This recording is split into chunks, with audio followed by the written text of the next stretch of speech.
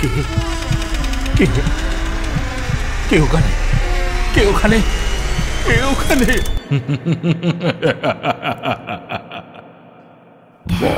ভুতুরে, যেখানে জীবিত সব চরিত্র।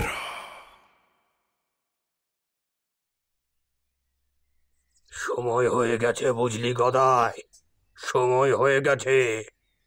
আমার মনে হয় কাল রাতে নিতাই আর ওই নতুন দুটো ছেলে সব কিছু জানতে পেরে গেছে।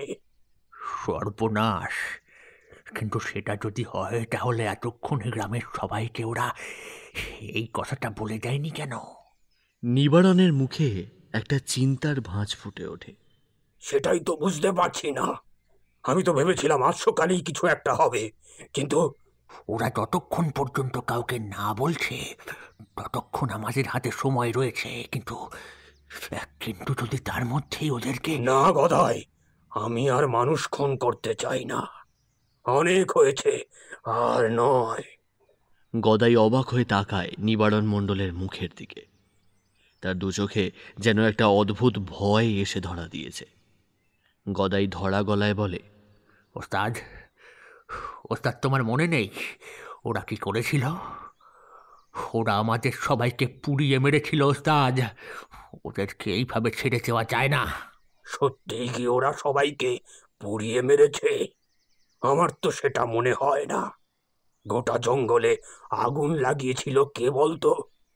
বল্লভ রায় আর তার সাথে থাকার সেপাইরা। জমিদার মশাই নিজে জানতেন বলে তো আমার মনে হচ্ছে না। পুরোহিত মশাই কি বলেছিল মনে আছে? গদাইয়ের মাথাটা নিচু হয়ে আসে। নিবারণের ছোট্ট কুতকুতে দুটো চোখ যেন আরো ছোট হয়ে যায়। এই দিনের আলোতেও ঘরের ভেতরটা ঘুটঘুটে অন্ধকার করে রেখেছে ওরা। বাইরে কেউ যেন ওদের কথা শুনতে না পায়। গদাই এবার একটু ইতস্তত করে, তারপর বলে, কিন্তু ওস্তাদ, পুরোহিত যে গল্প আমাদের শুনিয়েছে সে গল্প যে ঠিক তা তুমি বলছো কি করে? তিনি তো আমাদের মিথ্যা কথাও বলতে পারে। কিন্তু আমাদের মিথ্যে কথা বলে কি পুরোহিতের কোনো লাভ আছে? পুরোহিতের গলার কাছে ছুরিটা কে ধরেছিল? জনার্দন ধরেছিল। জনার্দনের হাতে ছুরিটা দেখে পুরো কিন্তু একটু ভয় পায়নি।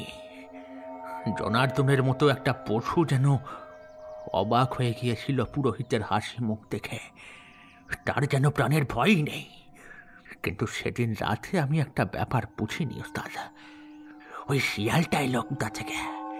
শিয়ালটা যদি জনার্দনের হাতের ওপর লাফিয়ে না পড়তো তাহলে তাহলে ওই রাতেই পুরোহিত... আমার মনে হয় অনেক হয়েছে, আর নয়। এই গ্রামের মানুষদের অনেক শাস্তি হয়েছে। তাছাড়া জমিদারের বংশ তো অনেকদিন আগেই গেছে, আর না হয় ওদের... গদাইয়ের গলাটা ঝলসে ওঠে। না ওস্তাদ, না, ওদের ওইভাবে ছেড়ে দেওয়া যাবে না। তোমার হাতের ছুরি কথা বলে ওস্তাদ। তুমি ভুলে যাচ্ছ তুমি রঘু ডাকাতের বংশধর। সেই কথাটা কি করে ভুলে গেলে হবে ওস্তাদ? তোমার পূর্বপুরুষ রঘু ডাকাতকে ওরা শ্মশানে বাঁশের সঙ্গে ঝুলিয়ে জ্যান্ত পুড়িয়েছিল। তার আগে বাঁশের খুঁচায় ওর চোখগুলো পার করে নিয়েছিল। আমার এই কথাটা যতবারই মনে পড়ে ততবারই গায়ের রক্ত গরম হয়ে ওঠে ওস্তাদ। মনে হয় যেন সালাদের বাড়িগুলো পুড়িয়ে ছাড়খাড় করে দে। না গদাই, ও কাজ আর করা যাবে না। ও কাজ... বাইরে থেকে একটা গলার ডাক শুনতে পাওয়া যায়। কে যেন বাইরে থেকে নিবারণকে ডাকছে। নিবারণ গদাইকে ঘরের মধ্যে থাকতে বলে দরজা খুলে পাশের ঘরে আসে। তারপর সেখান থেকে বাইরে আসতেই দেখতে পায় ঠাকুরমশাই এসে দাঁড়িয়েছে বাইরে গেটের কাছে। কিন্তু এই সময় তো পুরোহিত মশাই এখানে আসে না। ঠাকুরমশাইয়ের মুখ দেখে অদ্ভুত লাগলো নিবারণের। ঘরের দরজাটা বন্ধ করে দিয়ে বাইরে নেমে এসে চারিদিকে তাকিয়ে দেখে নিল নিতাই কিংবা অন্য কেউ কোথাও নেই তো। ঠাকুরমশাইয়ের দিকে এগিয়ে এসে শান্ত গলাতে বলল, কি ব্যাপার পুরোহিত মশাই, আপনি এ সময় আমার বাড়িতে? খবর সব ঠিকঠাক তো? কোনো অসুবিধা হয়নি তো? নিবারণ, গ্রামে তুমি যা করে চলেছ তা কিন্তু ঠিক নয়। এখনো কিন্তু খবরটা কেউ জানে না। তবে একবার ভাবো তো, সবাই যদি খবরটা জানতে পেরে যায় তখন কি হবে? আর কেন করছো তুমি এসব? চকিতে নিবারণ চমকে ওঠে। তাহলে খবরটা ঠাকুর মশাইয়ের কাছ পর্যন্ত চলে গিয়েছে, কিন্তু তাকে এই কথাটা কে বলল? নিতাই নাকি ওই দুটো ছেলে? ব্যাপারটা সামলে নিতে হবে। বোধহয় পুরোহিত মশাই এখনো তাকে সন্দেহ করতে পারেনি। কোন ব্যাপারটা বলছেন বলুন তো, আমি তো কিছুই বুঝতে পারছি না। আর আমি কি করলাম? কাল রাতের সমস্ত কথাই আমি জানি নিবারণ। আমায় নিতাই সবটাই বলেছে, তাই আমি তোমার কাছে এসেছি। তুমি কেন সেই অপশক্তিকে জাগিয়ে তুলতে চাইছো তা আমি জানি না, কিন্তু এতে কিন্তু তোমারও বিপদ হতে পারে। এই সমস্ত তন্ত্র মন্ত্র নিয়ে খেলা করা ঠিক নয় নিবারণ। তুমি কোথা থেকে সেসব শিখেছো তা আমি জানতে চাইবো না, তবে ওসব আর করো না, বুঝলে? আমি তোমার ভালো চাই নিবারণ, আমি গ্রামের সবার ভালো চাই। নিবারণের বুকের ভেতরটা ধক করে উঠেছিল। মনে হচ্ছিল এক্ষুনি কোমরে গোঁজা ছুরিটা বার করে পুরোহিতের গলায় চালিয়ে দেয়। কিন্তু পুরোহিত মশাই কিছু সন্দেহ করতে পারেনি। তাছাড়া পুরোহিত মশাই বোধহয় ভেবেছেন নিবারণ কোনোভাবে তন্ত্রমন্ত্র শিখে ওই সমস্ত করে ফেলেছে, তাই তাকে সাবধান করতে এসেছে। নিবারণ একটু ইতস্তত করে বলে, মানে আসলে পুরোহিত মশাই, ওই শ্মশানে একবার তান্ত্রিক এসেছিল, তার কাছ থেকে ও সমস্ত কিছু শিখেছিলাম। কাল আর কি ওসব দিয়ে একটুখানি দেখতে গিয়েই সমস্ত কিছু হয়ে গেছে। নিতাইকে একবার বলে দেবেন আমি ওসব ইচ্ছে করে করিনি।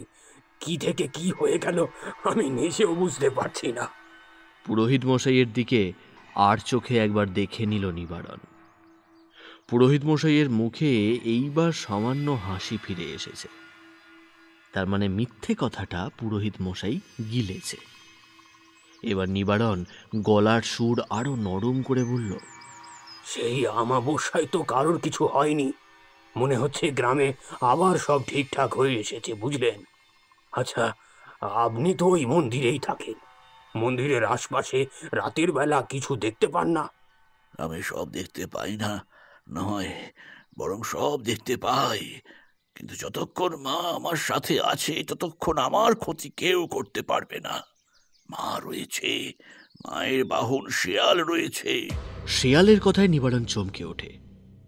আজ থেকে প্রায় বছর চারেক আগে সেই রাতের কথাটা মনে পড়ে যায়।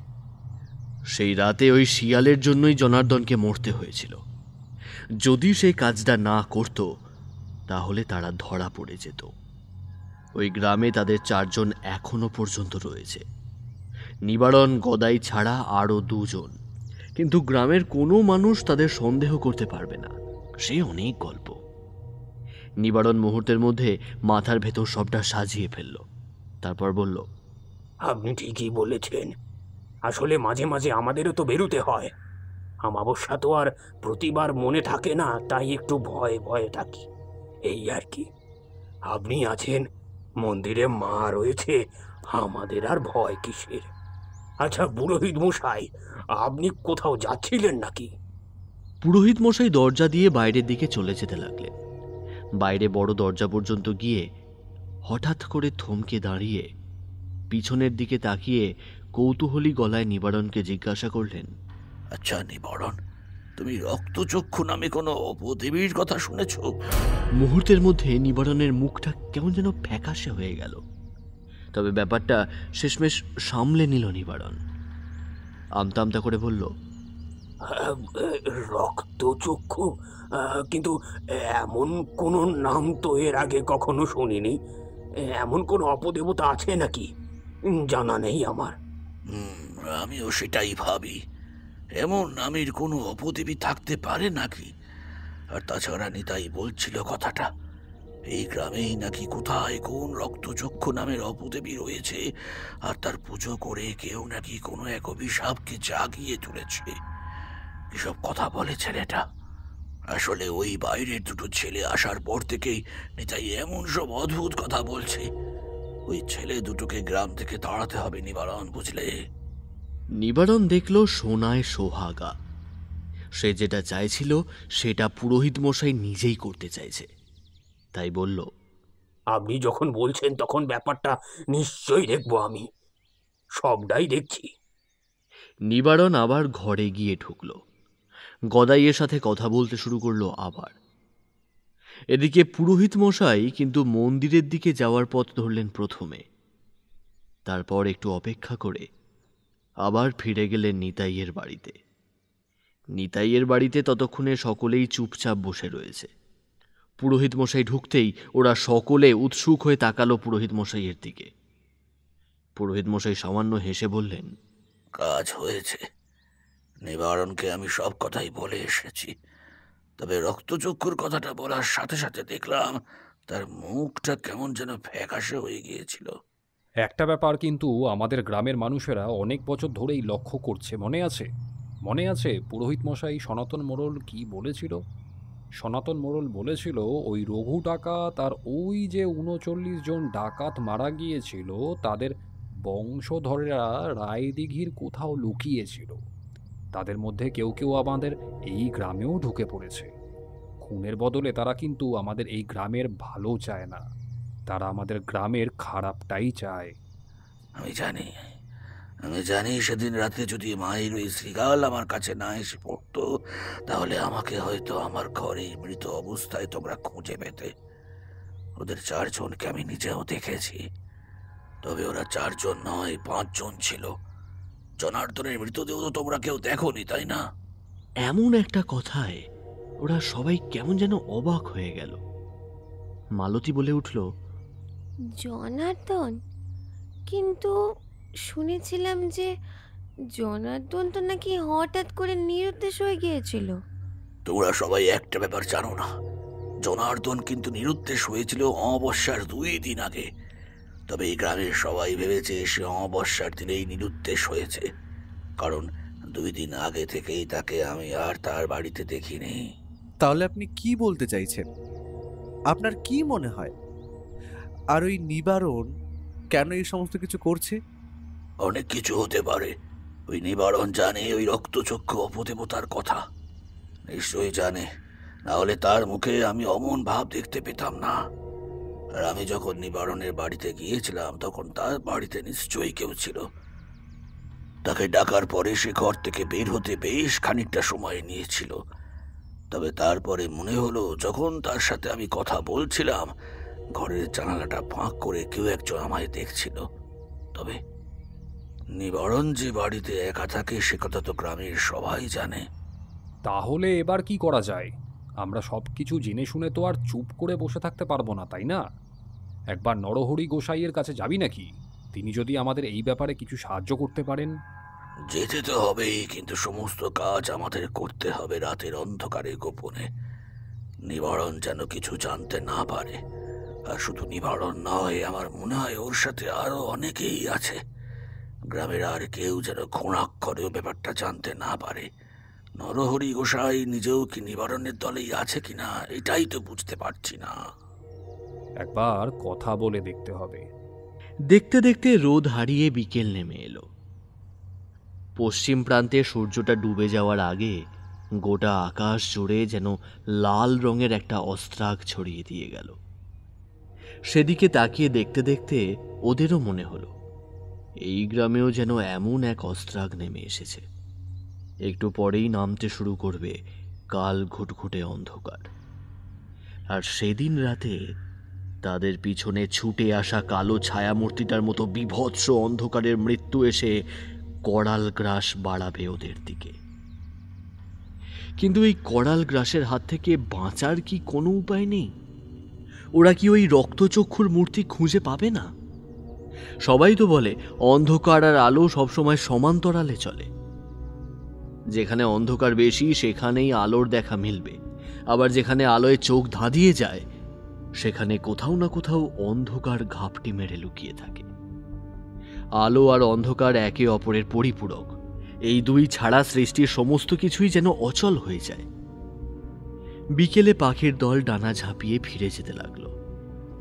সেদিন মলয়ের একটা অদ্ভুত কথা মনে পড়ল। একবার সেই জমিদার বাড়িটায় গিয়ে যদি দেখে আসা যায়। জনার্দন কি জমিদার বাড়িতে গিয়ে পড়েছিল নাকি? তারপরে সে নিরুদ্দেশ হয়ে যায়। অথচ পুরোহিত মশাই নিজে বলেছে সে রাতের অন্ধকারে ওই জমিদার বাড়িতে একবার গিয়েছিল। তবে পুরোহিত মশাই সেই জমিদার বাড়ির ভেতরে ঢোকেনি। জমিদার বাড়ির আশেপাশে ঘুরে দেখার চেষ্টা করেছিল সেখানে কিছু আছে নাকি।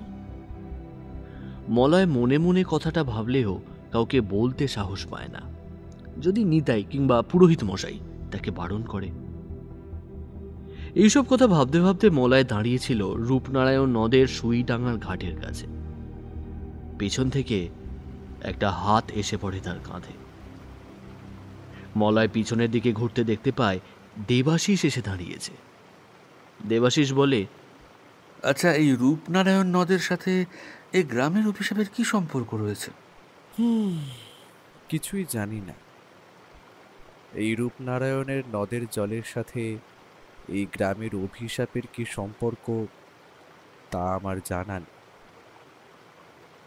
পুরোহিত মশাই নিজেও এই ব্যাপারে কিছু বলতে পারেন, তবে বলেছিলেন ওই ডাকাতের দেহ পুড়িয়ে ফেলার পরে যখন তাদের মৃতদেহ এই রূপনারায়ণের জলে ভাসিয়ে দেওয়া হয়, তখন রঘু ডাকাতের মৃতদেহ নাকি কোনো এক অদ্ভুত কারণে পুড়ে ছাই হয়ে যায়।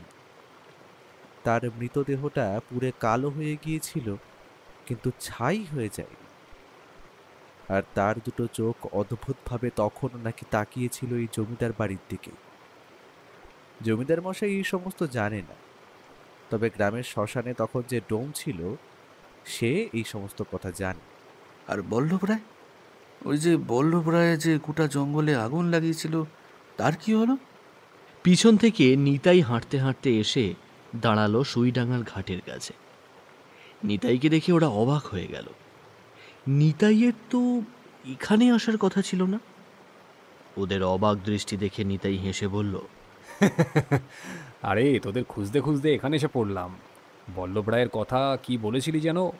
বল্লভ রায়কে কিন্তু পুড়িয়ে দেওয়া হয়েছিল ওই শ্মশানেই। তবে এই সমস্ত ব্যাপারটা আসল নয়। আসল হলো ওই মন্দির মাটির তলায়। ওই মন্দিরটা যেখানে আছে সেখানেই আমাদের সমস্ত প্রশ্নের উত্তর পাওয়া যাবে। ওটা আমাদের প্রথমে খুঁজে বার করতেই হবে, এবং গ্রামের কয়েকজনের সাথে কথা বলেছি। আশা করছি আজ রাত থেকেই কাজটা আমরা শুরু করব। তোদের তো আবার বাড়ি ফিরে যেতে হবে, অনেক দিন তো হয়ে গেল এখানে। কথাটা শুনে মলয়ের কেমন যেন মায়ের কথা মনে পড়ে গেল। আজ অনেক দিন হলো মায়ের কাছ থেকে সে এত দূরে এসেছে। বাড়িতে অবশ্য সে মাসখানেকের কথা বলেই এসেছিল। আসলে বলেছিল একটা চাকরির জন্য চেষ্টাও করবে, আর তার সাথে দেবাশিসের মামার বাড়ির গ্রামটাও ঘোরা হবে। মাসখানেক হয়ে আসতে চলেছে। তারা যখন এসেছিল তার দুদিন পরেই ছিল অমাবস্যা, আর আজ থেকে সপ্তাহখানেক পরেই সেই অমাবস্যা আবার। নিতাই গ্রামের কয়েকজনের সাথে সত্যি কথা বলেছিল। তাদের সবাই গোটা ব্যাপারটা আন্দাজ করতে পারলেও এখনই কিছুই করতে চায়নি। প্রথমে সেই মন্দির খুঁজে বার করাটাই ঠিক কাজ বলে সবাই মনে করল।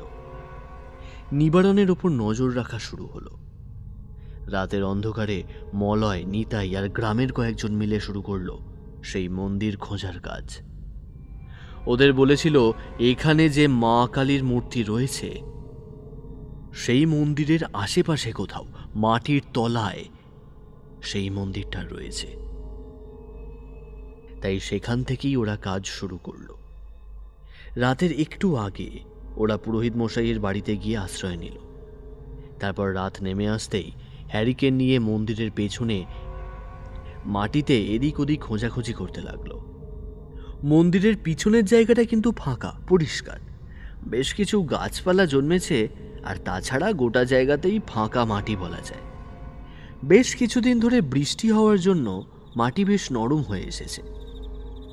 নিতাইরা খুঁজতে লাগলো, কিন্তু চারপাশটা তো পরিষ্কার ফাঁকা, কোথাও কিছুই নেই। তাহলে সেখানে সেই মন্দির ওরা কি করে খুঁজে পাবে?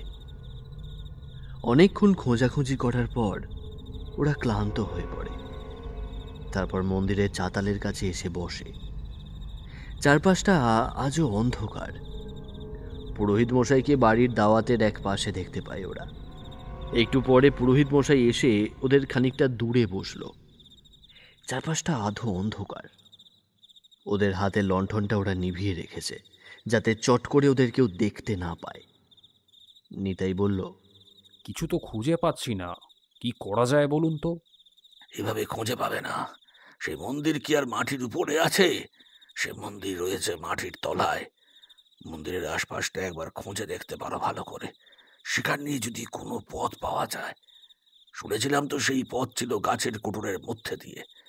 এখন তো আশেপাশে কোনো গাছ নেই, তাহলে সেই পথ নিশ্চয়ই মন্দিরের আশেপাশে কোথাও থাকবে। মলয়ের মনে হলো একটা গাছের কথা সে আগেও শুনেছিল, কিন্তু মন্দিরের আশেপাশে কোথাও কোনো গাছ নেই। তাহলে আবার ওরা খুঁজতে শুরু করলো। দেখতে দেখতে গোটা রাত পেরিয়ে যায়, কিন্তু কিছুতেই ওরা সেই মন্দির খুঁজে পায় না।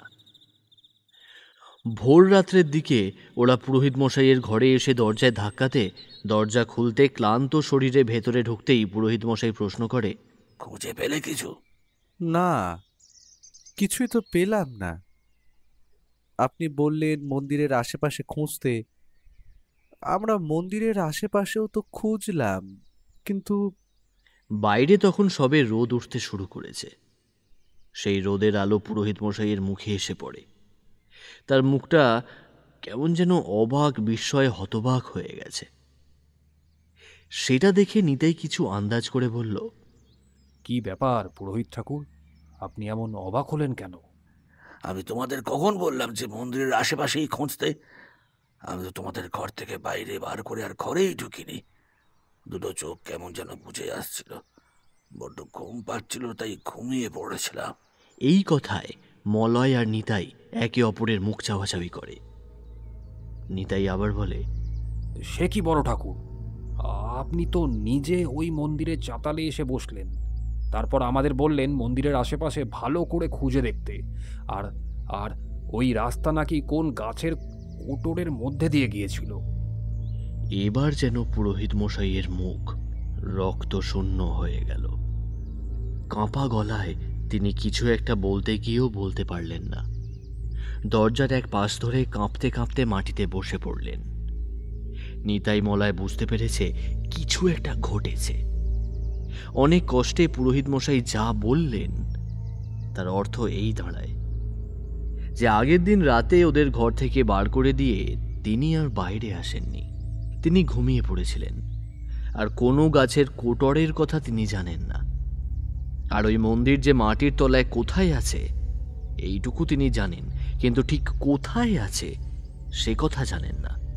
কারণ অনেক ছোটবেলায় তার বাবার কাছে তিনি ওই মন্দিরের কথা একবার শুনেছিলেন। বাবা বলেছিল অনেক বছর আগে এই স্থানে ভয়াবহ হত্যাকাণ্ড ঘটে গেছে। অনেককে একসঙ্গে মারা হয়েছে, কিন্তু কাদের মারা হয়েছে সে কথা বাবা আমায় খুলে বলেননি। তবে তাদের মধ্যে একজন বেঁচে ছিল।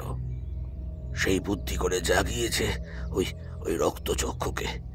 ওই মূর্তি এখনো ওই মন্দিরের কোথাও আছে, আর সেই মূর্তির কাছে আবার নতুন করে বলি দিতে পারলে সে আবার শান্ত হবে। কিন্তু তাকে খুঁজে বার করতে হবে, তাই খুঁজে বার করতে হবে। কিন্তু কাল রাতে তাহলে তোমাদের ওই মন্দিরের পাশে খোঁজার কথা কে বলল? পুরোহিতের কথার উত্তর নিতাই কিংবা মলয় কেউই দেয় না। তারা বাইরে বেরিয়ে আসে। ততক্ষণে মন্দিরের দিকে তাকিয়ে মলয় দেখতে পায় মন্দিরের চূড়াটায় যেন সূর্যের রোদ হেসে উঠেছে। ফাটলগুলো সূর্যের আলোতে যেন স্পষ্ট হয়ে উঠেছে। সবুজ গাছের পাতা মন্দিরের চূড়ায় উঠে পড়েছে।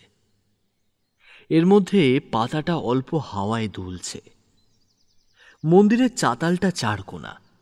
সেদিকে এগিয়ে যায় মলয়, কিন্তু দেখতে পায় না কিছুই।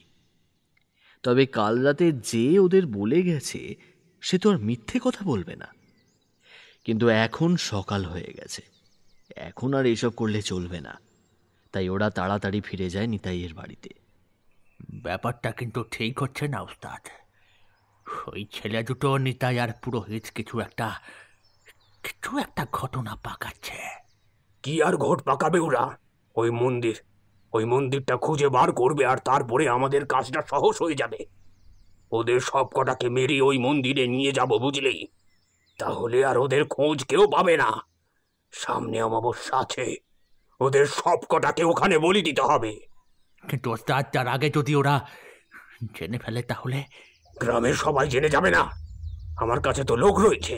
তাছাড়া বাইরে দুটো ছেলে আর ওই নিতাই কি করবে? হ্যাঁ, পুরোহিত বুড়ো মানুষ, তাকে এক রাতে সরিয়ে দিলেই হলো। নিবারণের কথা শুনে গদাই তার ছুরিটা হাতে নিয়ে হেসে ওঠে। তারপর বলে, কিন্তু কিন্তু এই শিয়ালটা থাকতে আমরা কিছু করতে পারবো না ওস্তাদ। ও সব নিয়ে চিন্তা করিস না, সব ঠিক হয়ে যাবে। বাকি সবাইকে খবর দিয়ে দিস তো, আজ রাতেই সবাই আসবে তো? আসবে, সবাই আসবে, কিন্তু আজ রাতে কি ওস্তাদ মন্দিরে ঢোকার কথা ভাবছ? হ্যাঁ, কিন্তু কিন্তু যদি কেউ দেখে ফেলে? দেখে ফেলার সম্ভাবনা তো রয়েছেই। শোন, পুরো সময় নজর রাখতে হবে। আচ্ছা, ছেলেগুলো এর মধ্যে জমিদার বাড়ির দিকে যায়নি তো? গদাই মাথা নাড়লে একটু অস্বস্তি বোধ করে নিবারণ। ওই জমিদার বাড়ির দিকে গেলেও ক্ষতি নেই, জমিদার বাড়ির ভেতরে যা রয়েছে সেইগুলোকে সরিয়ে ফেলার ব্যবস্থা ওরা করেছে। আর ও বাড়িতে গিয়েও কিছুই খুঁজে পাবে না। কিন্তু সাবধানের মার নেই। ছেলে দুটো গ্রামে আসার পর থেকে যা শুরু হয়েছে তাতে নিবারণ শান্তিতে থাকতে পারছে না। মাঝে মাঝে মনে হচ্ছে গ্রাম ছেড়ে কোথাও চলে যায়। শুধু শুধু আর এই সমস্ত অশান্তির মধ্যে থেকে লাভ নেই। আবার মনে হচ্ছে এই গ্রামকে শেষ করা না পর্যন্ত সে এই গ্রাম ছেড়ে কোথাও যাবে না। আবার সময় এসেছে তাকে জাগাবার। তুই জানিস, যদি নিতাই কিংবা অন্য কেউ জানতে পারে আমরা এই জমিদার বাড়িতে এসে ঢুকেছি, তাহলে কি হবে? একটা ধুলোর হালকা রেশ ঢুকেছিল মলয়ের মুখে। সে সামলে নিতে নিতে বলল, আমি তো আর নিতাইদাকে বলতে যাব না যে আমি এখানে এসেছি, আর আশা করি তুই নিজেও কিছু বলবি না। দোতলা জমিদার বাড়িটার যে প্রত্যেকটা ঘর পরিত্যক্ত তা ভালোভাবেই বোঝা যায়। ভাঙা সিঁড়ির কাছ থেকে উপরে উঠে আস্তে আস্তে ওরা বারবার বাইরের দিকে তাকাচ্ছিল। এখন বিকেলের রোদ পড়ে এসেছে, একটু পরেই সন্ধ্যা নামবে। এই সময় এসেছে ওরা যাতে গ্রামের কেউ চট করে বুঝতে না পারে। দেবাশিস কিন্তু তখনও ভয় পেয়েই চলেছে, বারবার বলছে, শুধু শুধু এখানে থাকার কোনো দরকার নেই মলয়। চল এখান থেকে ফিরে যাই।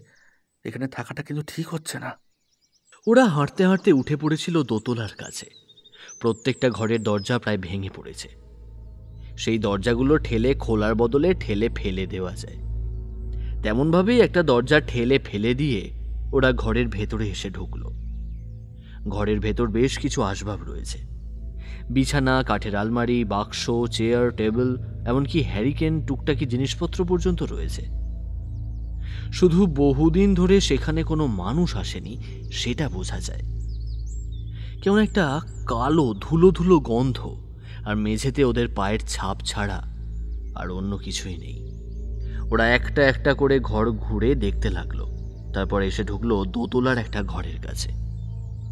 এই ঘরের কথাই নিতাইদা বলেছিল। এই ঘরে এসে ঢুকেছিল ওরা। মলয় এগিয়ে যায়। ঘরের দেওয়ালে একটা বড় ছবি টাঙানো। ছবিটা ধুলোয় ঢেকে রয়েছে। ঘরের এক পাশে পড়ে রয়েছে একটা গাছের ডাল। এই গাছের ডালটাই তো, এই ডালটা দিয়েই তো ওর দাদা ছবিটার মুখটা পরিষ্কার করে দেখেছিল। মলয় ডালটা হাতে তুলে নেয়, তারপর আস্তে আস্তে এগিয়ে যায় ছবিটার দিকে। পিছন থেকে দেবাশিস প্রায় চিৎকার করে বলে ওঠে, কি করছিস মলয়? নিতাইদা বারবার বলেছে এই ঘরে ঢুকে অবনীতা কিছু একটাতে হাত দিয়েছিল, আর তারপরেই কিন্তু কিছু একটা নয় দেবাশিস, কিছু একটা নয়। এই ঘরে ঢুকে দাদা এই ছবিটাতেই হাত দিয়েছিল। ছবির এই মুখটা পরিষ্কার করেছিল এই গাছের ডাল দিয়ে, আর তারপরেই দাদা নিরুদ্দেশ হয়ে গেছে। আমি নিজেও সেই কাজটাই করতে চাই। দেখতে চাই আসলে দাদার মতো আমিও কি নিরুদ্দেশ হয়ে যাই, আর যদি সেটা হয়ে যায় তাহলে আমি কোথায় যাই সেটাই দেখতে হবে। দেবাশিস ভয়ে যেন কেমন আড়ষ্ট হয়ে গেল। সে দেখতে পেল মলয় গাছের ডালটা তুলে আস্তে আস্তে এগিয়ে যাচ্ছে সেই ছবিটার দিকে। দেবাশিস আর দেরি করল না, ছুটে এসে ঝাঁপিয়ে পড়ল মলয়ের ওপর। দুজনে ছিটকে গিয়ে পড়ল ধুলোবালির মধ্যে। এক গাদা ধুলোবালি উড়ে ছড়িয়ে গেল তাদের চারপাশে। আর তখনই মনে হয় দেখতে পেল যে ঝুল বারান্দা ধরে ওরা একটু আগে হেঁটে এসেছে, সেই ঝুল বারান্দায় এক পাশ থেকে অন্য পাশে কে যেন চলে গেল। চিৎকার করে দেবাশিস সরিয়ে দিল মলয়কে, দৌড়ে এলো সামনের দিকে, কিন্তু কেউ কোথাও নেই।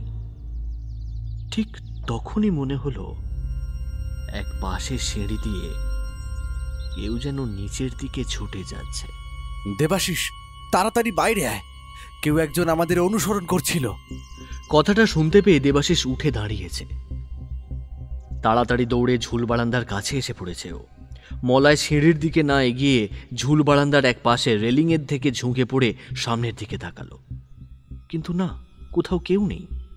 ওইভাবে ঝুঁকেও দেখতে থাকে নিচের দিকে। আর ঠিক তখনই একটা ভয়ঙ্কর ব্যাপার ঘটে যায়। একটু আগে যে ঘরে ওরা ঘুরে এসেছে সেই ঘর থেকে হঠাৎ বেরিয়ে আসে একটা লোক। তারপর সোজা এগিয়ে আসতে থাকে মলয়ের দিকে। মলয় তখনও সেই রেলিং দিয়ে নিচের দিকে চারপাশে দেখছে। লোকটার দুটো হাত সামনের দিকে, তার মুখে একটা কালো কাপড় বাঁধা। দেবাশিস বুঝতে পারছে লোকটা মলয়কে ধাক্কা দিয়ে নিচে ফেলে দেওয়ার জন্য সামনের দিকে এগিয়ে যাচ্ছে, কিন্তু তার পা দুটো কেমন যেন পাথরের মতো হয়ে গেছে। ঠিক তখনই যেন কানের কাছে একটা কণ্ঠস্বর শুনতে পায় দেবাশিস।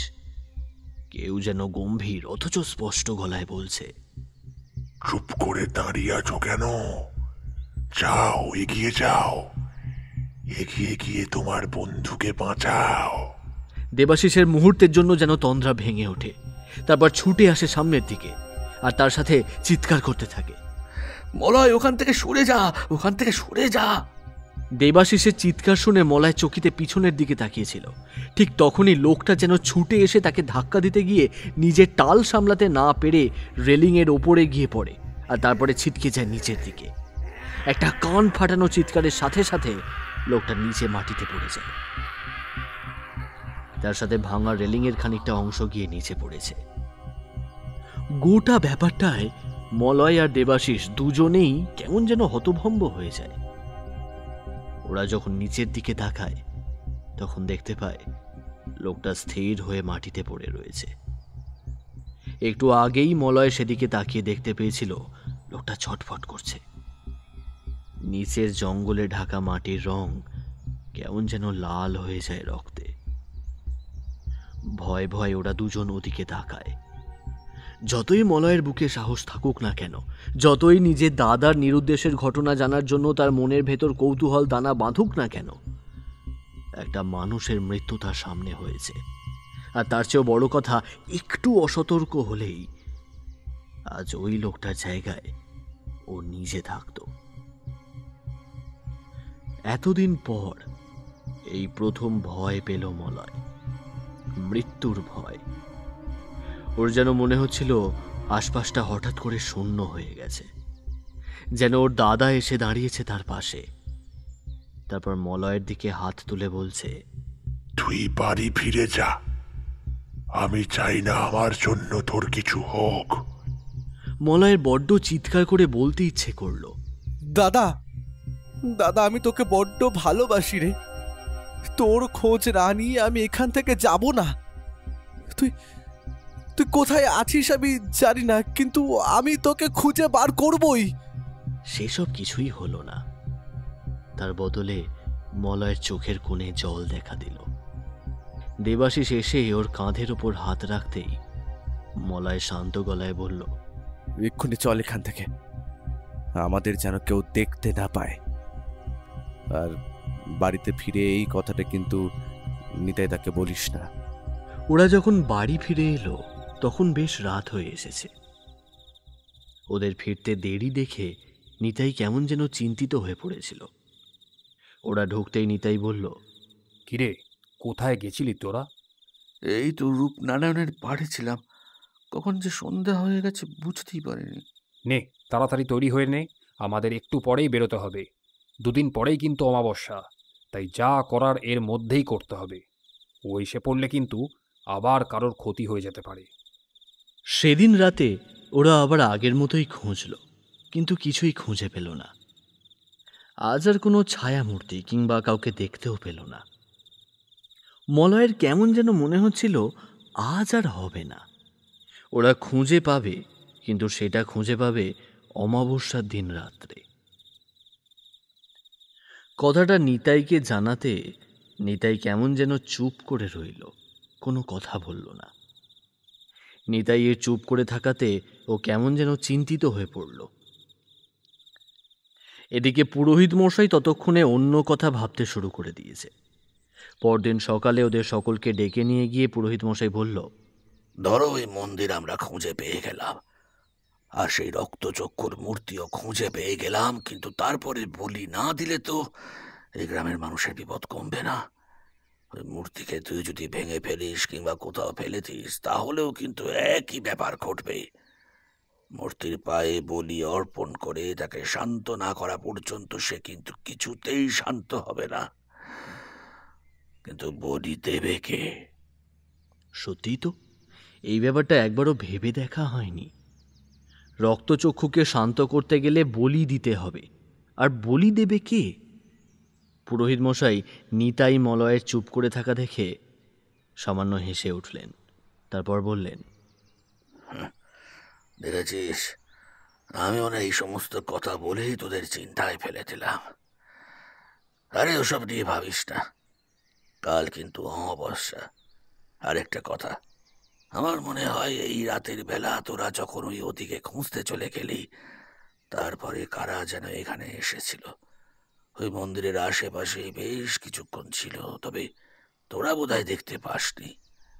তখন জানালা দিয়ে দেখলাম তোদের হারিকেনের আলোটা ওই পেছনের দিকে জঙ্গলের কাছে। এত রাতের বেলা এখানে আবার কি আসবে? ওই নিবারণ মোড়ল নয় তো? আসতেও পারে। আমাদের এখন একটু সাবধানেই থাকতে হবে। সাবধানে না থাকলে কিন্তু আমাদের বিপদও হতে পারে। নিবারণ যে আমাদের এত সহজে ছেড়ে দেবে না, সেটা আমাদের ভাবা উচিত ছিল। কিন্তু আমরাও এত সহজে ছেড়ে দেব না নিতাইদা। ওরা যা করছে করুক, মন্দিরের খবর কিছু জানে না তো। এবার মলয়ের কথায় পুরোহিত মশাই আর নিতাই দুজনেই কেমন যেন চমকে উঠল। তারপর নিজেদের মধ্যে চুপি চুপি সলা পরামর্শ করতে লাগলেন। সেদিন দুপুরেই একজন জমিদার বাড়ির কাছে রাস্তা দিয়ে ফিরছিল। সেই প্রথম দেখতে পেয়েছিল মৃতদেহটা। তবে শুধু একটা নয়, দুটো মৃতদেহ পাওয়া গেল। একটা পাওয়া গেল সেই গ্রামেরই যতীন ঘোষের, আর একটা মৃতদেহ পাওয়া গেল গদাইয়ের। গদাই মরেছিল সাপের কামড়ে। জমিদার বাড়ির পিছনের দিকে জঙ্গলে তাকে বিষাক্ত সাপে কেটেছিল। আর যতীন ঘোষ মরেছিল বাড়ির সামনের দিকে, জমিদার বাড়ির রেলিং ভেঙে। সে বোধহয় নিচে পড়ে গিয়েছিল। গ্রামের লোকেরা তো এমনটাই ভেবেছিল, কিন্তু নিবারণ বুঝেছিল অন্য কথা। নিজের ঘরে অন্ধকারে চুপ করে বসে থাকতে থাকতে নিবারণ তার সামনে বসে থাকা আলোছায়া মূর্তিটাকে বলেছিল, আর বোধহয় শেষ রক্ষা হলো না, এখন আর কেউ রইল না। আমরা দুজন আর কি করতে পারবো বলতো? করতে পারবো মোড়ল মশাই, করতে পারবো। কাল তো অমাবস্যা। অমাবস্যার রাতে ওই রক্তচক্ষু দেবীকে আবার রক্ত দিয়ে জাগাতে হবে। রক্ত দিলেই তো সে জেগে ওঠে। সেই বলিপে সেখানে নেমে এসেছে। রক্ত দিয়ে তাকে জাগিয়ে আবার এই গ্রামে আমরা নামিয়ে আনবো তার অনুচরদের। আর তারপরে যাকে রাতের অন্ধকারে সে বাইরে পাবে তাকেই মারবে। আর আর সেই সুযোগে আমরা প্রথম মারবো পুরোহিত, আর তারপর ওই নিতাই আর ওই বাকি দুটো ছেলেকে। তার গলার শক্ত ভাব শুনে নিবারণ পর্যন্ত কেমন বুকের ভেতর একটা অদ্ভুত উত্তেজনা অনুভব করতে লাগলো। তারপর অপেক্ষা করতে লাগলো পরদিন রাতের জন্য, অমাবস্যার সেই রাতের জন্য, যে রাতে আবার নতুন করে রূপনারায়ণ গ্রামে তারা নামিয়ে আনতে চলেছে রক্তচক্ষুর অনুচর প্রেতেদের। নিবারণ গোটা ব্যাপারটা সাজিয়ে নিতে লাগলো নিজের মতো করে। সেই আলোছায়া মূর্তিটা কিন্তু অন্ধকারেই রইল, বাইরে এলো না, যেন সে তার মুখ কাউকে দেখাতে চায় না। এমনকি নিবারণকেও নয়। তবে বাইরে এলেও তাকে দেখা যেত না। তার মুখে একটা কালো কাপড় জড়ানো ছিল। এদিকে দুজনের মৃত্যুর খবরটা পাওয়ার পর নিতাই প্রথমে অবাক হয়েছিল, কারণ যতীন ঘোষকেও তো ওই মন্দির খোঁজার কথা বলেছিল। তাহলে যতীন ঘোষ ওই বাড়িতে কেন গেল? নিতাই কিংবা পুরোহিত কেউ কিছুই বুঝতে না পারলেও মলয় আর দেবাশিস ঠিকই বুঝতে পেরেছিল। মলয় ইশারায় দেবাশিসকে চুপ করে থাকতে বলল। সেদিন রাতে মালতী এলো ওদের ঘরে, বলল, দেখো, তোমরা অনেক দিন ধরেই তো এইসব করছো, কিন্তু কিছুই তো লাভ হচ্ছে না। দেখতে দেখতে অমাবস্যা এসে পড়ল। কাল রাতেই তো অমাবস্যা। আবার যদি কারোর ক্ষতি হয়, আর কাল রাতে কিন্তু তোমরা দয়া করে কেউ বাড়ি থেকে বেরোবে না। রাতে আবার তোমাদের কারোর ক্ষতি হোক, তা আমি চাই না। কিন্তু কাল রাতে যে আমাদের যেতেই হবে মালতী। নিবারণ নিশ্চয়ই কাল রাতে ওই মন্দিরে ঢুকবে, আর সেখানে সে কিছু একটা করবে। অন্তত আমার তো সেটাই মনে হচ্ছে। কথাটা শুনে মালতী কেমন যেন চমকে উঠল। আমার একটা কথা তুমি শোনো না। বাবা মা সব কিছু শুনে কিন্তু ভয় পাচ্ছে। তোমাকে রাতের বেলা বাইরে বেরোতে বারণ করছে, আর কাল তো অমাবস্যা। তাহলে কিন্তু একদমই তুমি বেরোবে না। কিন্তু বৌদি, কাল না গেলে যে ওই মন্দির আমরা আর খুঁজে বার করতে পারবো না। তাহলে আমাদের তো এত সব কিছু বৃথা হয়ে যাবে। আমি জানি ভাই, তোমার দাদা এখানে এসে হারিয়ে গেছে। সে যে আর বেঁচে নেই সে কথা তুমিও জানো, আমরাও জানি। কিন্তু তার জন্যে যারা বেঁচে আছে তাদেরকে এত ব্যতিব্যস্ত করে তো কোনো লাভ নেই ভাই, তাই না? যারা বেঁচে আছে তাদেরকে বেঁচে থাকতে দাও না। শুধু শুধু কেন বলো তো এইসব করছো তোমরা? মালতীর চোখের কোণ বেয়ে নেমে আসতে লাগলো জল। মালতীর ছেলেটা মালতীর শাড়ির আঁচল ধরে পিছনে দাঁড়িয়েছিল। তার মুখের দিকে তাকিয়ে মলয়ের মনটা কেমন যেন হয়ে গেল। সত্যিই তো, এতদিন ধরে সে শুধু দাদার কথাই ভেবে এসব করে এসেছে। একবারও সে তার মায়ের কথা ভাবছে না। যদি তার কিছু হয়ে যায় তাহলে তার মা কি নিয়ে থাকবে?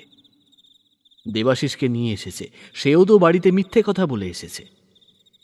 যদি এই সমস্ত কিছুর মধ্যে ওর কিছু হয়ে যায়, নিতাই, পুরোহিত মশাই, যদি কারুর কিছু হয় তাহলে তার দায় কে নেবে? একমাত্র তার জন্যই তারা সবাই প্রাণপণ লড়াই করছে ওই রক্তচক্ষুকে আটকানোর জন্য। কিন্তু সে যতদিন এখানে আসেনি ততদিন সবাই নিজের মতো করে সবটা গুছিয়ে মানিয়ে নিয়েছিল। আর সে এখানে আসার পরে ওই জমিদার বাড়িতে তাকে ধাক্কা দিতে গিয়েই তো লোকটার রেলিং ভেঙে নিচে পড়ে গিয়েছিল। যদি এখানে না আসতো তাহলে ওই লোকটা মরতো না। সমস্ত কিছু একটা সুতোয় বাঁধা, আর সেই সুতোর যে কোনো একটা প্রান্ত ধরে টান দিলে সবটাই সামনে চলে আসবে। তাহলে কি সুতোর একটা প্রান্ত, আর তাই সে সমস্ত কিছু একত্র করে ফেলতে চাইছে? তাতে টানতে সমস্ত কিছু খুলে আনতে চাইছে? কিন্তু এই সমস্ত কিছু যদি শেষটা ভালো না হয়, যদি শেষে এমন কিছু হয় যেটা যেটা মনে হয় কখনো মেনে নিতে পারবে না, না, শুধু শুধু নিজের জন্য, নিজের একার কথা ভেবে সবাইকে এত বড় বিপদের মধ্যে ফেলতে পারবে না। পুরোহিত মশাইয়ের দিকে ক্লান্ত চোখে তাকিয়ে মলয় বলল, বৌদি তো ঠিকই বলেছে। শুধু শুধু আমি কেন আমার জন্য আপনাদের সকলকে এসবে জড়াবো বলুন তো? আমি আমার জন্য আপনাদের সবাইকে বিপদের মুখে ঠেলে দিই কি করে? আপনাদের কাউকে কালকে যেতে হবে না। আমি আমি একাই যাব। আমি একা কাল রাতে যাব ওই মন্দিরের খোঁজে। যদি ওই রক্তচক্ষুকে খুঁজে পাই তাহলে আমি নিজের বলি দিয়ে তাকে শান্ত করব। এমনকি দেবাশিস, তুইও বাড়িতেই থাকবি। দেবাশিস কিছু একটা বলতে যাচ্ছিল, তার আগে তাকে হাত তুলে মলয় থামিয়ে দেয়। তারপর বলে, আমার বড্ড ঘুম পাচ্ছে। কয়েকটা রাত ভালো করে ঘুম হয়নি। আজ আমি একটু ঘুমাতে চাই। আজ আমি আর কোথাও যাব না, আর তোমাদেরকেও যেতে হবে না। যদি কিছু মনে না করো তাহলে আমি কি একটু ঘুমোতে পারি? নিতাই বুঝতে পারল মালতীর কথায় মলয় মনে মনে দুঃখ পেয়েছে, কিন্তু এখন তাকে কিছু বলে লাভ নেই। এখন তার মনে জন্ম নিয়েছে একটা অভিমান। সেই অভিমান ভাঙাতে তার বেশ খানিকটা সময় লাগবে। তাই এই রাত্রে আর সমস্ত কিছুই থাক। পুরোহিত মশাই চলে গেলেন নিজের বাড়িতে। দেবাশিস শুয়ে শুয়ে একবার মলয়ের সাথে কথা বলার চেষ্টা করেছিল, কিন্তু মলয় তাকে পাত্তা দেয়নি। মলয় বুঝতে পারছিল চোখ বন্ধ করে শুয়ে থাকতে থাকতে ওর চোখের কোল বেয়ে জল নেমে বালিশ ভিজে যাচ্ছে, কিন্তু এখন যেন তাকে কেউ না দেখে, কেউ যেন না দেখতে পায় যে মলয় কাঁদছে। ছোটবেলা থেকেই মলয় কখনো কাউকে তার কান্না দেখায়নি, একমাত্র তার দাদা ছাড়া। দাদার মৃত্যুর খবরটা যখন সে শুনেছিল তখন কেমন যেন পাথরের মতো হয়ে গিয়েছিল, কিন্তু চোখে এক ফোঁটা জলও আসেনি। নিজের ঘরে বসে দরজা জানলা বন্ধ করে মলয় নিঃশব্দে কেঁদেছিল। তার কান্নাতে গোটা বিছানা থরথর করে কেঁপে উঠেছিল, কিন্তু এক ফোঁটা শব্দ দরজার বাইরে যায়নি। অথচ আজ এত বছর পর আবার ঠিক তেমনই একটা দুঃখ হচ্ছে ওর। ঠিক তেমনই বুকের ভেতরটা যেন দুমড়ে মুচড়ে ভেঙে যাচ্ছে। এত দূর পর্যন্ত এসে এতটা পর্যন্ত করে ও কি তাহলে হেরে যাবে? ও জানে নিতাইদা, পুরোহিত মশাই, এমনকি ভীতু দেবাশিসের সাহায্য ছাড়া সে কিছুই করতে পারবে না। ওদের দলে হয়তো অনেকেই আছে, নিবারণ রয়েছে, আরো অনেক কেউ রয়েছে, যারা তাদের পিছু পিছু জমিদার বাড়ি পর্যন্ত গিয়ে তাকে ধাক্কা দিয়ে ফেলে দেওয়ার পরিকল্পনা করতে পারে। তারা রাতের অন্ধকারে যা খুশি করতে পারে। আর এই গোটা গ্রাম তো ওদের চেনা। মলয় তো এখানে নতুন। মলয় কি পারবে এই সমস্ত কিছু প্রতিবন্ধকতা কাটিয়ে ওই মন্দিরটা খুঁজে বার করতে? আর পুরোহিত মশাই তো ঠিক কথাই বলেছে, মন্দির খুঁজে বার করেই বা কি হবে? সত্যিই কি রক্তচক্ষুকে ওরা ঘুম পাড়াতে পারবে, নাকি নাকি উত্তরটা মলয়ের জানা নেই। ক্লান্ত হয়ে চোখের জলে বালিশ ভেজাতে ভেজাতে মলয় একসময় কখন যেন ঘুমিয়ে পড়ে। আর ঘুমিয়ে পড়তে একটা অদ্ভুত স্বপ্ন দেখতে পায়।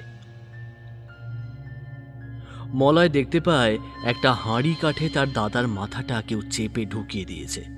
একটা অদ্ভুত স্বরে মন্ত্র উচ্চারণ হচ্ছে। ঘরের ভেতরটা কেমন যেন ধোঁয়ায় ভরে গেছে। চারপাশে আধো অন্ধকার, আর সেই অন্ধকারের মধ্যে কেউ যেন গম্ভীর স্বরে কোনো মন্ত্র উচ্চারণ করতে করতে চিৎকার করে উঠছে। মাঝে মাঝে একটা ধারালো খাড়া আগুনের আলোতে চকচক করে উঠল। অবনের মুখ থেকে বেরিয়ে আসা চিৎকারটা যেন মলয়ের গোটা শরীর পর্যন্ত কাঁপিয়ে দিচ্ছিল। ঠিক তারপর একটা খাঁড়া নেমে এলো নিচের দিকে। অবনীর গলা থেকে তার মাথাটা বিচ্ছিন্ন হয়ে গিয়ে পড়ল সামনে একটা অদ্ভুত মূর্তির দিকে। মূর্তিটার পা থেকে গলা পর্যন্ত দেখতে পেল মলয়। মূর্তিটার অজস্র হাতে অনেক কিছু ধরা রয়েছে, তবে তার পায়ের কাছে বসে রয়েছে একটা অদ্ভুত কালো রঙের সাপ। কিন্তু সবটাই যেন জীবন্ত।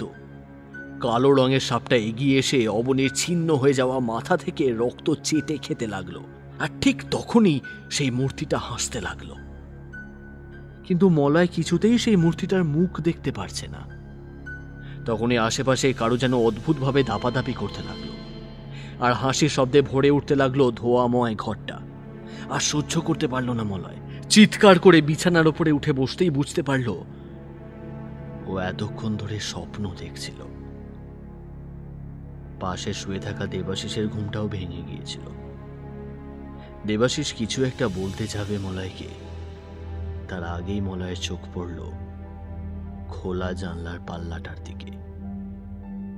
আর সেই মুহূর্তে এসে দেখতে পেল জানলার ওপারে কি যেন একটা দাঁড়িয়ে রয়েছে। যে দাঁড়িয়ে রয়েছে তার গোটা শরীরটা কালচে, আর সেই কালচে শরীরে দুটো লাল রঙের উজ্জ্বল চোখ যেন ভাটার মতো জ্বলছে। তার মুখের ভেতরটা কেমন যেন অদ্ভুত একটা গর্ত। সেই গর্তের ভেতরে যেন অনেক আগুন জ্বলছে একসাথে। দেবাশিসের গায়ের ওপর একটা হাত রাখলো মলয়। মলয় বুঝতে পারল দেবাশিস নিজেও সেটা দেখেছে। দেবাশিস থরথর করে কাঁপতে কাঁপতে মুখ থেকে একটা অদ্ভুত শব্দ করতে লাগলো।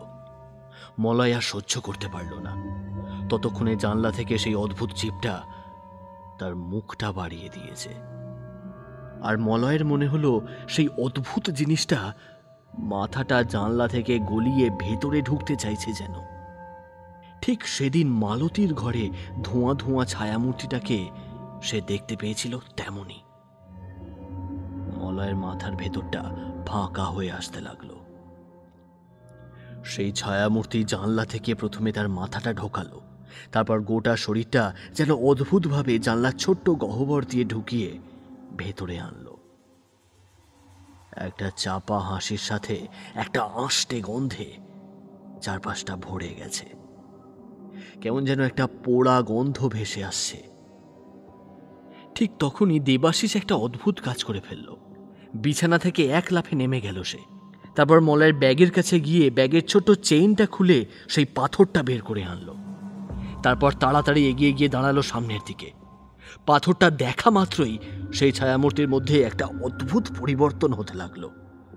ছায়ামূর্তিটা যেন ভয় পেয়ে পিছিয়ে যেতে যেতে একসময় জানলা দিয়ে বাইরে কোথাও মিলিয়ে গেল। একটা প্রবল ঝড়ের আলোড়ন দেখা দিয়ে মিলিয়ে গেল মুহূর্তের মধ্যে। মলয় বেশ ভয় পেয়েছিল। তার মাথার ভেতর শূন্য হয়ে আসছে। দেবাশিস এসে ওর কাঁধ ধরে ওকে ঝাঁকিয়ে দিয়ে বলে ওঠে, কি হয়েছে মলয়? অমন করছিস কেন তুই? কি হয়েছে? আমার দিকে তাকা, আমার দিকে তাকা বলছি। মলয় কিন্তু সামনের দিকে তাকালো না। ততক্ষণে তার মনের ভেতর আবার একটা অদ্ভুত পরিবর্তন হতে শুরু করে দিয়েছে। ওই ছায়ামূর্তি নিশ্চয়ই তার ক্ষতি করতে এসেছিল, আর তাকে যদি নিবারণ পাঠিয়ে থাকে তাহলে নিবারণ বুঝতে পেরেছে মলয় এমন কিছু করতে পারে যেটা তার জন্য ঠিক নয়। সেই রাতে মলয় আর কিছুই বলল না। পরের দিন সকালে মলয় নিজেই গেল পুরোহিত মশাইয়ের কাছে। দেবাশিসও তার সঙ্গে ছিল। এত সকালে ওদের দেখে অবাক হলেন পুরোহিত মশাই। ওদের ঘরের ভেতরে ঢুকতে বললেন। আর ঘরের ভেতর ঢুকতেই ওরা বুঝতে পারল কাল রাতে কিছু একটা হয়েছে। পুরোহিত মশাইয়ের মাথায় আঘাতের চিহ্ন, তার কপালে জড়িবুটি দিয়ে একটা কাপড় বাঁধা রয়েছে। মলয় বলল, কি হয়েছে পুরোহিত মশাই? আপনার মাথায় কাপড় বাঁধা কেন? ও কিছু না, কাল রাতে আসলে একটু। বুঝতে পেরেছি, ওই নিবারণ নিশ্চয়ই কাল রাতে এসেছিল, আপনাকে শাসিয়ে গেছে। চিন্তা করবেন না পুরোহিত মশাই, আমি আসলে একটু আবেগে ভেসে গিয়েছিলাম। আমার আপনাদের সাহায্য একান্তই প্রয়োজন। আপনি, দেবাশিস, নিতাইদা আর গ্রামের আরো কয়েকজন না থাকলে আমি একা কিছুই করতে পারবো না। আমার মনে হয় আজ রাতেই আমরা এই মন্দির খুঁজে পাব। তবে তার জন্য আমাদের নিবারণের পিছু নিতে হবে। কিন্তু ওই রক্তচক্ষুর মূর্তি খুঁজে বার করলেও তারপর বলি। আগে না হয় মূর্তিটা খুঁজে বার করি পুরোহিত মশাই, তারপরে না হয় বলির কথা ভাবা যাবে। নিবারণ তো এখনো ঘুম থেকে উঠেনি। আমরা তো আগে আগে এসে আপনাকে সবটা বলে গেলাম। আজ একদম সন্ধ্যাবেলায় আমরা এখানে আসব। তবে আজ আমরা এখানে বসেই লক্ষ্য রাখবো ওই মন্দিরের দিকে। সন্ধ্যের দিকে ওরা সকলেই এসে পড়ল পুরোহিত মশাইয়ের বাড়িতে। তবে আজ পুরোহিত মশাই আলো নিভিয়ে রাখল। ওরা কিন্তু একসাথে আসেনি। ঘুরতে ঘুরতে প্রায় রূপনারায়ণের পাড় ধরে ওরা অন্য পথে এসে পড়েছে পুরোহিত মশাইয়ের বাড়িতে, যাতে গ্রামের কেউ ওদের দেখতে না পায়। এদিকে নিবারণ আর সেই লোকটা সময় মতো অন্ধকারে বেরিয়ে এলো মন্দিরের কাছে। প্রথমে পুরোহিত মশাইয়ের বাড়ির দিকে তাকিয়ে বেশ কিছুক্ষণ দেখল, কিন্তু অন্ধকারে কিছুই দেখা যায় না।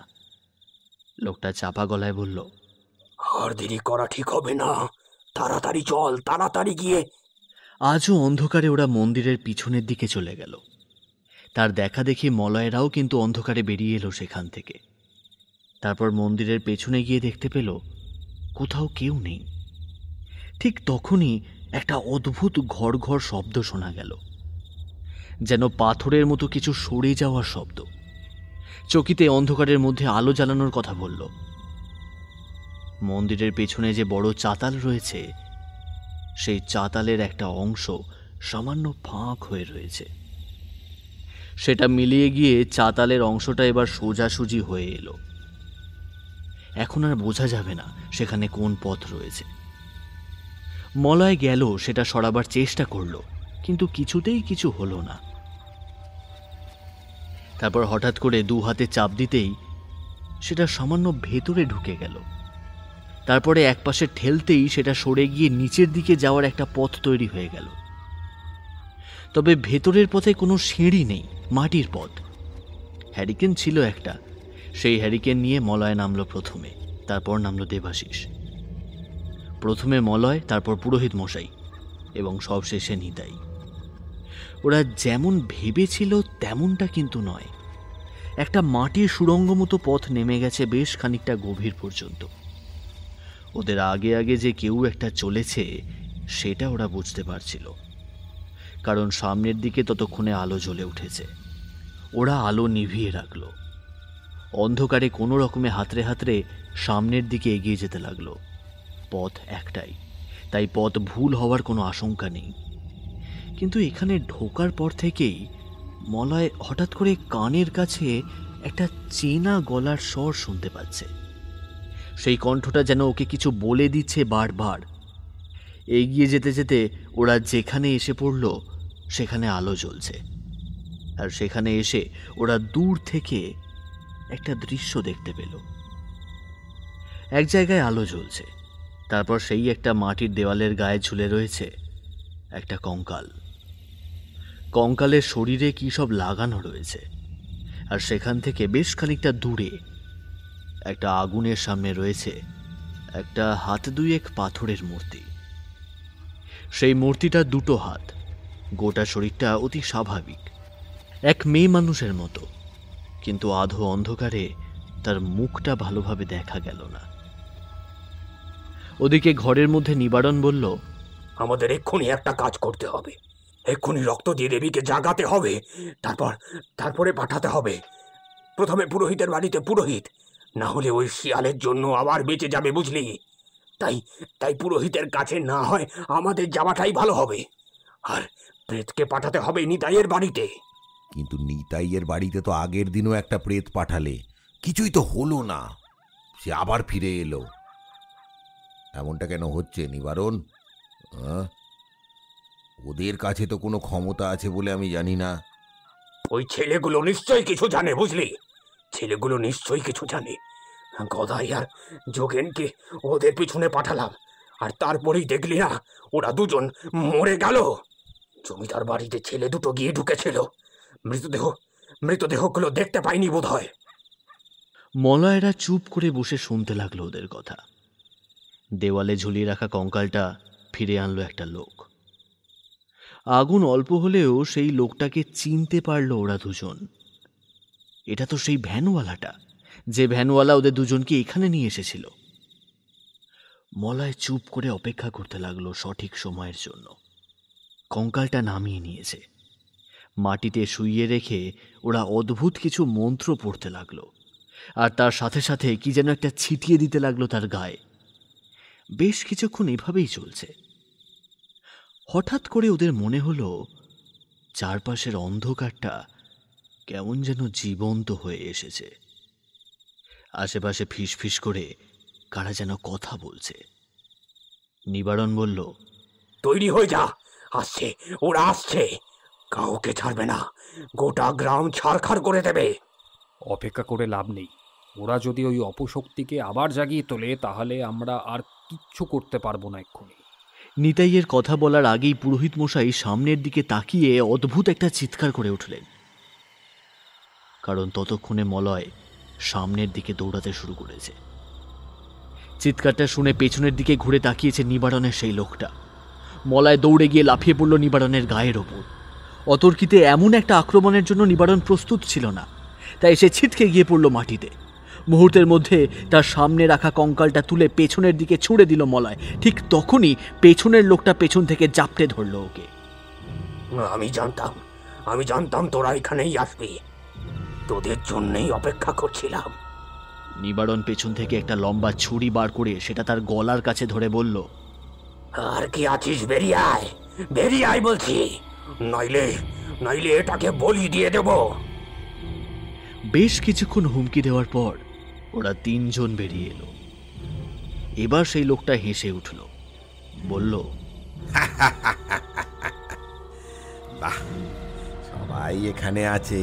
হ্যাঁ, তাহলে তো ভালোই হলো। সব কটাকে আজকে মেরে এখানে রেখে যাব, কেউ জানতে পারবে না। না, কেউ জানতে পারবে না। আরে পুরোহিত মশাই, হ্যাঁ, আপনাকে না কালকে বলেছিলাম রাত্রে এখানে থাকবেন না? হ্যাঁ, আবার আপনি? না, আপনারও মরার সময় হয়ে এলো দেখছি। ধর্মের কল কিন্তু বাতাসে নড়ে।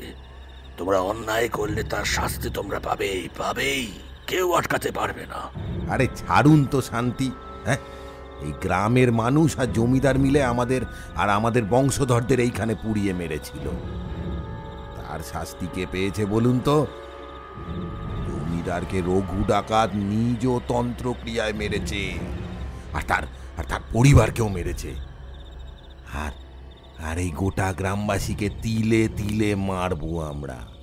তার মানে আমি ঠিকই ভেবেছিলাম তোরা সেই রঘু ডাকাতের বংশধর, তাই না? আর তাই তো তোরা প্রতিশোধ নিচ্ছিস। ওই কঙ্কালটা নিশ্চয়ই রঘু ডাকাত, তাই না? শুধু কঙ্কাল কেন রে, রঘু ডাকাত নিজেও আসবে, দাঁড়া, একটু অপেক্ষা কর। ওদের চারজনের হাত পা বেঁধে ওরা ফেলে রাখলো একপাশে। তারপর নিজেদের তন্ত্রক্রিয়া চালিয়ে যেতে লাগলো। কঙ্কালটার উপর কি সব দিয়ে তন্ত্র মন্ত্র পড়তে পড়তে নিজেদের রক্ত অর্পণ করলো। আর একটু পরেই গোটা ঘরটা অদ্ভুত ধোঁয়ায় ভরে যেতে লাগলো, ঠিক যেমনটা মলয় দেখেছিল তেমন।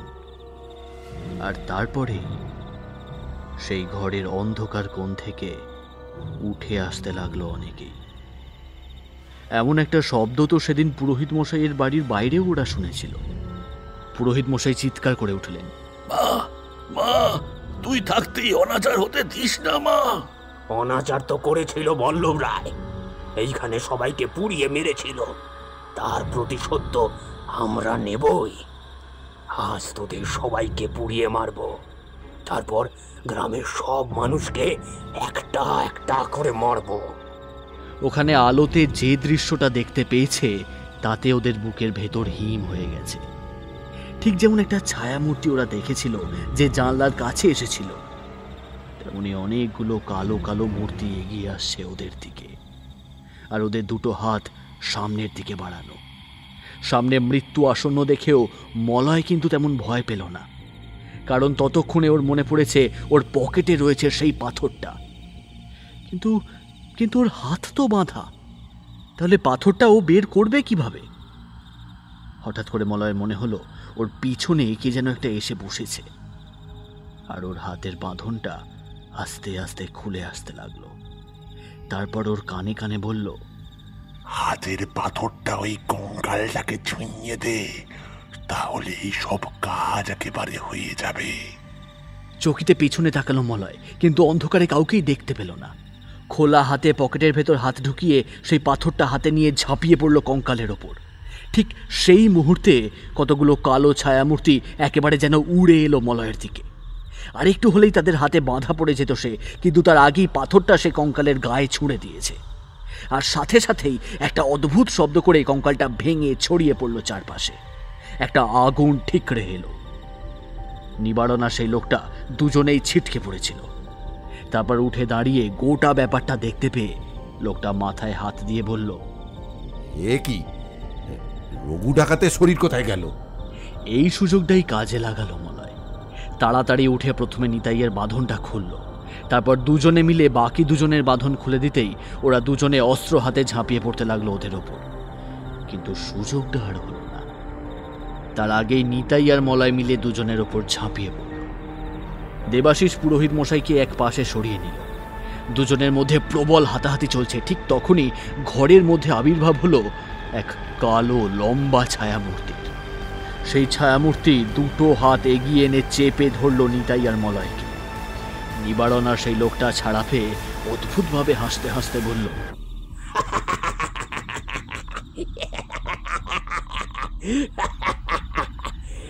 আসলটাই তো বাকি রয়েছে এখনো। রক্তচক্ষু যে এসে পড়েছে, একবার তাকিয়ে দেখ। নিতাইয়ের গলাটা কেমন যেন ধরে আসছিল। ওদের গলার ওপর প্রচণ্ড চাপ বাড়তে লাগলো। সেভাবেই ওরা সামনে তাকিয়ে দেখল একটা লম্বা কালো ছায়ামূর্তি তার মাথাটা চেপে ধরেছে, এই সুড়ঙ্গের একদম মাথায়। আর তার মাথার কাছে একটা লাল রঙের চোখ ঝলঝল করছে। গোটা শরীরে মুখ আর ওই চোখ ছাড়া আর কিছুই নেই। ভয় আতঙ্কে মলয় আর নিতাইয়ের গোটা শরীর কেমন যেন হয়ে আসছিল। ঠিক সেই মুহূর্তে এক পাশে তাকিয়ে চিৎকার করে উঠল মূর্তিটা। ততক্ষণে ওরা দেখতে পেয়েছে পুরোহিত মশাই চলে গিয়েছে সেই মূর্তিটার সামনে। তার হাতের অস্ত্র তুলে নিয়েছেন তিনি। পুরোহিত মশাইয়ের হাতে উঠে এসেছে একটা মস্ত খাঁড়া, আর সেই খাঁড়াটা পুরোহিত মশাই এগিয়ে নিয়ে আসছে নিজের গলার কাছে। তারপর সেই খাঁড়াটা দিয়ে নিজের গলার ওপরে দিতে যাবেন, সেই দৃশ্যটা দেখে মলয়, নিতাই, দেবাশিস কেমন যেন পাথরের মতো হয়ে গেল। নিবারণ আর সেই লোকটা ছুটে গিয়ে তাকে আটকানোর চেষ্টা করতে লাগলো, কিন্তু ঠিক তখনই কোথা থেকে যেন একটা শিয়াল এসে পড়ল, আর সেই শিয়ালটা ঝাঁপিয়ে পড়ল পুরোহিত মশাইয়ের গায়ের ওপর। তার হাত থেকে খাঁড়াটা ছিটকে গেল। তার আগেই পুরোহিতের গলার কাছে খাঁড়াটা বসে গিয়েছিল। সেখান থেকে কেটে গিয়ে খানিকটা রক্ত ছিটকে গিয়ে পড়ল সেই অদ্ভুত মূর্তিটার পায়ের কাছে। আর তার সাথে সাথে যেন একটা ব্যাপার ঘটে গেল। গোটা সুড়ঙ্গটা থরথর করে কেঁপে উঠল। ওদের চোখের সামনে মূর্তিটা যেন মাটি ফাঁকা হয়ে নিচের দিকে ঢুকে যেতে লাগলো। নিবারণ আর সেই লোকটা ঝাঁপিয়ে পড়ল মূর্তিটাকে ধরার জন্য, কিন্তু না, কিছুতেই তাকে ধরতে পারল না। ঠিক তখনই সুড়ঙ্গের ওপর থেকে কেউ যেন চেনা গলায় বলে উঠল, তাড়াতাড়ি তাড়াতাড়ি চলো, তাড়াতাড়ি চলে এসো তোমরা, ওই সুড়ঙ্গটা এক্ষুনি চাপা পড়ে যাবে। ওদিকে নিবারণ আর লোকটা উঠে আসতে চাইল, কিন্তু সেই শিয়ালটা তখনও তাদের দিকে তাকিয়ে অদ্ভুতভাবে গর্জন করছে। নিবারণ ছুটে উঠে আসার চেষ্টা করছিল বলে সে ঝাঁপিয়ে পড়ে তার গলার কাছটা কামড়ে ধরল। ওরা তাড়াতাড়ি উঠে এলো ওপরের দিকে, আর তারপরেই দেখতে পেল সেই শিয়ালটা আস্তে আস্তে উপরের দিকে উঠে আস্তে আস্তে কোথায় যেন মিলিয়ে গেল হাওয়ায়।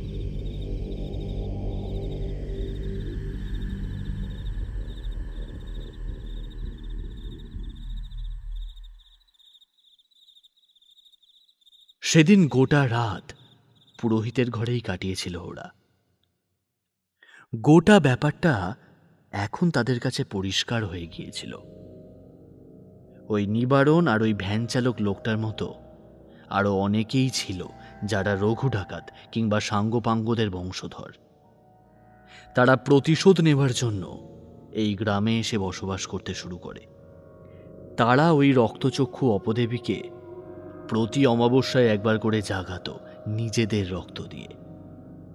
তাকে প্রথম আহ্বান করেছিল রঘু ডাকাত বল্লভ রায়ের বলির মাধ্যমে। তারপর ঘুম পাড়ানোর জন্য বলি নয়, যে কোনো রক্তদানই যথেষ্ট ছিল। পুরোহিত মশাই ভুল শুনেছিলেন। এখন সে ঘুমিয়ে পড়েছে। সেদিন সেই সুড়ঙ্গ চাপা পড়ে যায়। পরদিন সকালে ওরা গিয়ে দেখেছিল সেই সুড়ঙ্গের মুখটা মাটিতে আবার বন্ধ হয়ে গেছে, যেন মনে হয় এখানে কখনোই কোনো সুড়ঙ্গ ছিলই না। সেদিন রাতে ওদের পথ দেখিয়ে বাইরে নিয়ে এসেছিল মলয়ের দাদা অবনী। বাইরে এসে মলয় বেশ কিছুক্ষণ তাকে দেখতে পেয়েছিল। অবনী বলেছিল, ভালো থাকিস রে ভাই, তুই এখানে এসে সমস্ত ব্যাপারটা জানলি, আমাকে উদ্ধার করলি, এটাই আমার কাছে অনেক।